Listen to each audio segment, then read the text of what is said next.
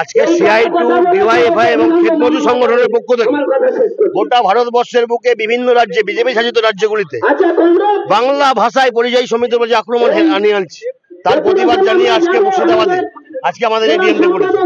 গোটা দেশ জুড়ে পরিযায়ী শ্রমিকদের উপর আক্রমণ কেন? বাংলা ভাষায় কথা বললে আক্রমণ। আর আমাদের রাজ্যের মুখ্যমন্ত্রী চুপ করে বসে থাকবেন? আমাদের রাজ্যে মুখ্যমন্ত্রী চুপ করে বসে থাকবে? আমরা বলছি মুখ্যমন্ত্রীকে দায় নিতে হবে। বাংলার বাইরে বাংলার মানুষের উপর যদি আক্রমণ হয়, এর দায় মমতা বন্দ্যোপাধ্যায়ের। শুধু রাজনীতি করলে হবে না, পশ্চিমবঙ্গে কাজ নেই, এই বাংলায় কাজ নেই মমতা বন্দ্যোপাধ্যায়ের আমলে। সেই জন্য বাইরে পরিযায়ী শ্রমিকরা যাচ্ছে। পরিযায়ী শ্রমিকদের সুরক্ষার ব্যবস্থা করতে হবে এবং বাংলায় কাজের ব্যবস্থা করতে হবে। এই দাবি নিয়ে আজকে আমরা এখানে উপস্থিত হয়েছি। এই জেলার একজন সাংসদ মুর্শিদাবাদ লোকসভা কেন্দ্রের, তিনি কি বললেন? পরিযায়ী শ্রমিকরা নাকি দাঙ্গা করে চলে যায়। আর অমনি শুভেন্দু অধিকারী বিজেপির নেতা, তিনি বললেন যে আমরা যে বিজেপি শাসিত রাজ্যগুলিতে এই পরিযায়ী শ্রমিকদের দেখে নেব। তাহলে তৃণমূল এবং বিজেপি এই পরিযায়ী আক্রমণ, পরিযায়ীদের উপর, বাংলাভাষীদের উপর যে আক্রমণ হচ্ছে, তার জন্য মূল দায়ী হচ্ছে একদিকে তৃণমূল, আরেকদিকে হচ্ছে বিজেপি। এই গায়ে মানে না আপনি মোড়ল যে নেতা, তিনি প্রায়শই মাঝে মধ্যে আমাদের বিরুদ্ধে অনেক বড় বড় ডায়লগবাজি করে থাকেন যে বিজেপির কোন নেতাকে তিনি বেরোতে দেবেন না মুর্শিদাবাদের।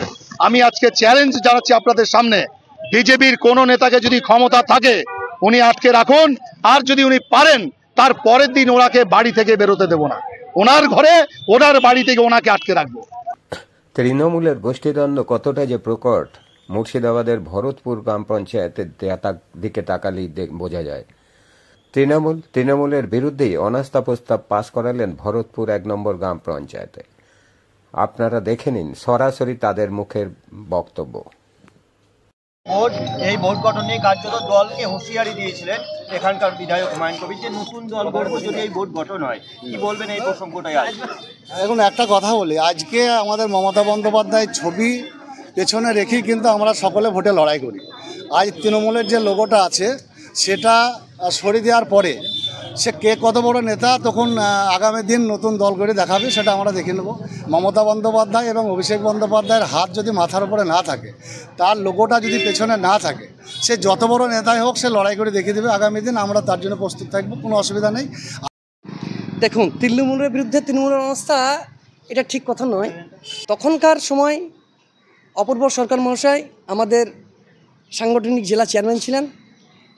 তিনার প্যাডে একটা প্যানেল লিস্ট তৈরি হয়েছিল এবং আমাদের এমএলএ সাহেব হুমায়ুন কবির সাহেব, তার একটা প্যানেল লিস্ট তৈরি হয়েছিল এবং ব্লক সভাপতি নজরুল ইসলাম টার্জিন সাহেব, তার প্যাডে প্যানেল লিস্ট তৈরি হয়েছিল। তিনটেই ছিল একই, কোনো বৈসাদৃশ্য ছিল না, তিনটে একই লিস্ট, তিনটে প্যাডে। সেইটাকে প্রাধান্য দেয়নি, দলের বিরুদ্ধে গিয়ে একটা স্থায়ী সমিতি গঠন হয়েছিল তখনকার টাইমে। সেদিন দলের নির্দেশটাকে অবমাননা ছিল, আজকে দলের নির্দেশটাকে মান্যতা ছিল। এইটাই কারা করেছিল? এক শ্রেণীর আজকে যারাই উপস্থিত আছে তাদের বেশ কিছু সদস্য অবমাননা করেছিল। অবশ্যই তৃণমূল, আমি তো বলেই দিলাম প্রথমে, অবশ্যই অবমাননা সদস্য আজকেও ছিল, তাদের শুভবুদ্ধি উদয় হয়েছে, আমি আগেই তো আপনাদের বললাম। আমার নাম বাবুর আলী শেখ। দেখুন, আমি যতদূর জানি সেটা হচ্ছে যে দলীয়ভাবে এটা করা হয়েছে, আমাদের জেলা সভাপতি প্লাস ব্লক সভাপতি এটাকে করিয়েছেন। তো কংগ্রেসের সদস্য যিনি ছিলেন তিনি যোগ দিয়েছিলেন, আপনাদের মুখ থেকেই জানতে পারলাম। আমরা এই স্থায়ী সমিতির এই ভোটাভুটির মধ্যে আমরা যাইনি, যেহেতু দলীয় সিদ্ধান্ত, দল যেটাকে ঠিক করেছে সেটাকে আমরা প্রাধান্য দিয়ে আমরা সেখানে অংশগ্রহণ করিনি। দলের যারা আছে তারাকেই সমর্থন করে এটা কিন্তু হয়েছে। হ্যাঁ, বিষয়টা হচ্ছে যে আপনারা নাকি কংগ্রেসে ভোটে জিতেছিলেন এবং এখনো আপনারা এখানে কংগ্রেসকে শক্তিশালী করতে আপনারা কংগ্রেসেই হয়ে কাজ করছেন, সেই কারণেই আপনাদেরকে সরানো হয়েছে। দেখুন, এটা সম্পূর্ণ বাঁধানো এবং মিথ্যা কথা। প্রথম শুরু থেকেই হচ্ছে যে এই স্থায়ী সমিতিটা গঠন যখন হয়েছিল তখন কিন্তু কংগ্রেসি এবং তৃণমূল সব এক জায়গায় হয়ে প্লাস নির্দলও ছিল, নির্দল এক জায়গায় হয়ে কিন্তু স্থায়ী সমিতিটা গঠন হয়েছিল। পরবর্তীতে যে কংগ্রেস আমরা ছিলাম তারা কিন্তু আমরা জেলা সভাপতির হাত দিয়ে কিন্তু আমরা তৃণমূলে জয়েন করে তৃণমূলের হয়ে আজকে আমরা এই পুরো বোর্ডটাই চালাচ্ছিলাম। যারা আর কি এই স্থায়ী সমিতি মানে স্থান পায়নি, তারা সেই শুরু থেকেই কিন্তু একটা চক্রান্ত মানে চালিয়ে আসছিল, যাতে কিনা আমাদের এই যে কংগ্রেসিরা যারা যুক্ত হয়েছি, আমরা তৃণমূল করছি, তাদেরকে বাদ দেওয়ার জন্য, প্লাস এই স্থায়ী সমিতিটাকে ভাঙার জন্য।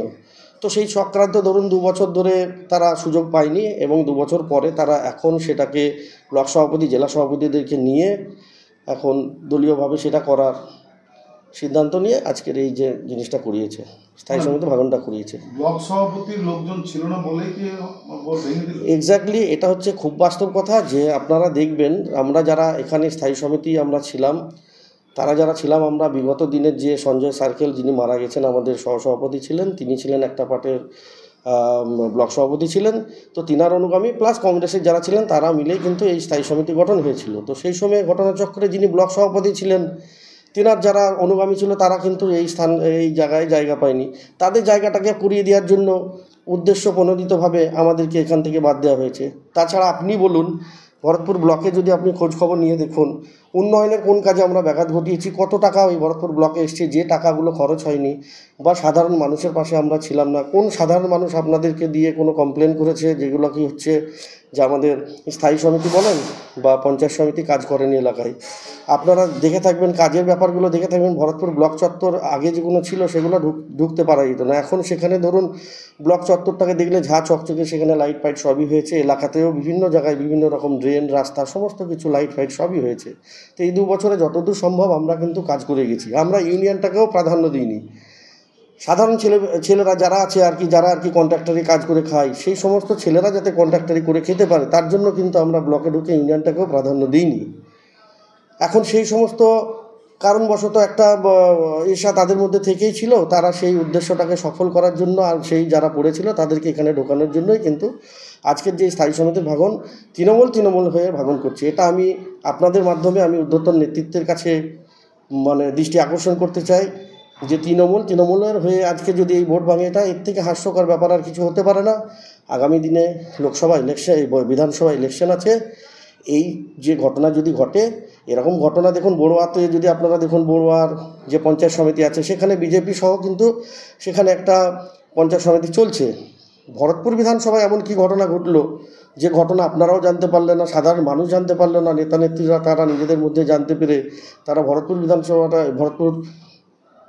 এই যে ভরতপুরের যে আমাদের স্থায়ী সমিতি, সেটাকে ভাঙতে শুরু করলেন। বিভিন্ন জায়গায় তো চলছে এইভাবেই আর কি, বিভিন্ন রকম দলের, তাদেরকে দলে নিয়ে দল বাড়িয়ে বিভিন্ন জায়গায়। আজকে গত 17 তারিখ মানে মাননীয় এসডি স্যার আমাকে যিনি এই পঞ্চায়েত সমিতির প্রেসক্রাইব অথরিটি, উনি একটা ফর্ম 1B-তে আমাকে নিয়োগ করেছিল প্রিসাইডিং অফিসার হিসাবে, যেটা পঞ্চায়েত সমিতি মেম্বার রিমুভাল নিয়ে একটা নো কনফিডেন্স মোশন নিয়ে আজকে একটা মিটিং ছিল।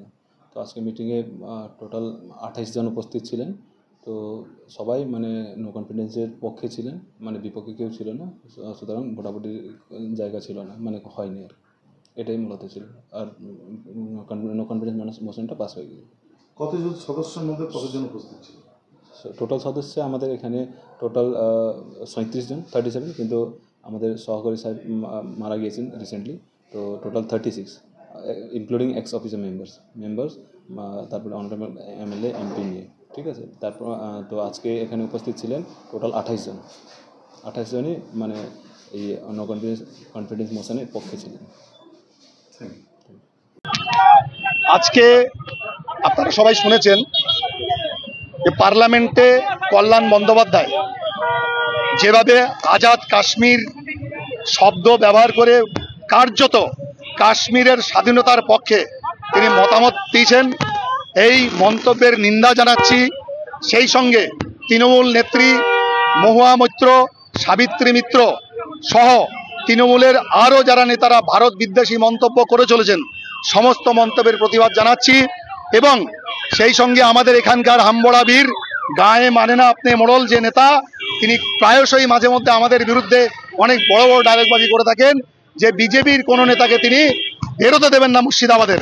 আমি আজকে চ্যালেঞ্জ জানাচ্ছি আপনাদের সামনে, বিজেপির কোনো নেতাকে যদি ক্ষমতা থাকে উনি আটকে রাখুন, আর যদি উনি পারেন তার পরের দিন ওনাকে বাড়ি থেকে বেরোতে দেব না, ওনার ঘরে ওনার বাড়ি থেকে ওনাকে আটকে রাখবো।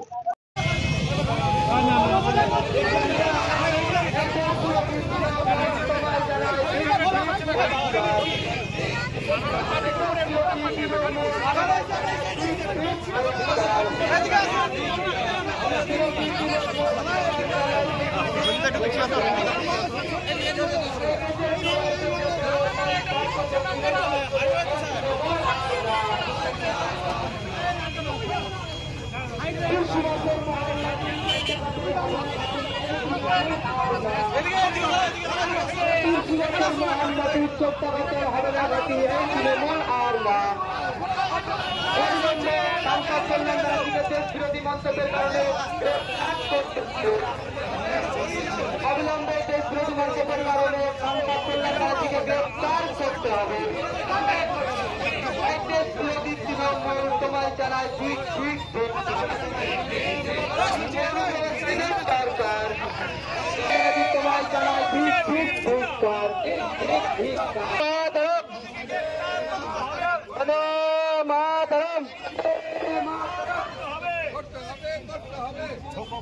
এই দেশ বিরোধী সরকার এই দেশ বিরোধী সরকার এই লম্পটের সরকার এই লম্পটের সরকার। ভাইও ছেলে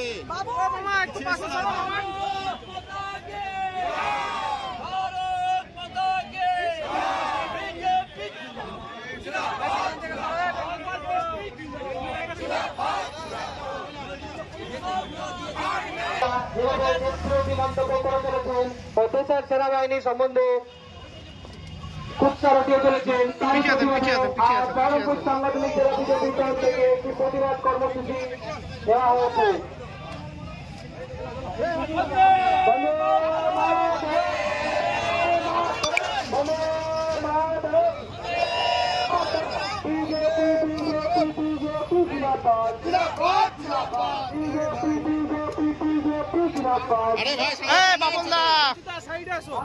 পিছিয়ে আসো পিছিয়ে আসো।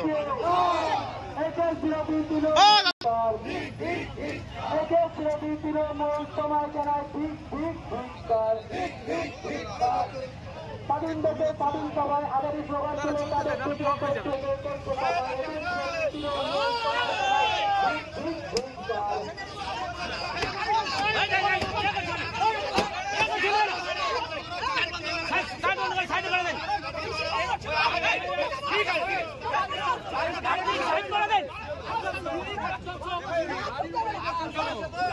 পিছিয়ে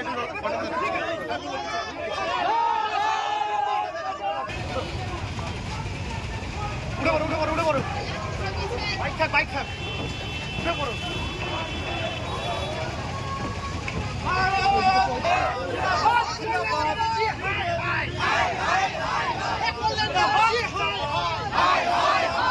Savitri Mitra hi hi hi high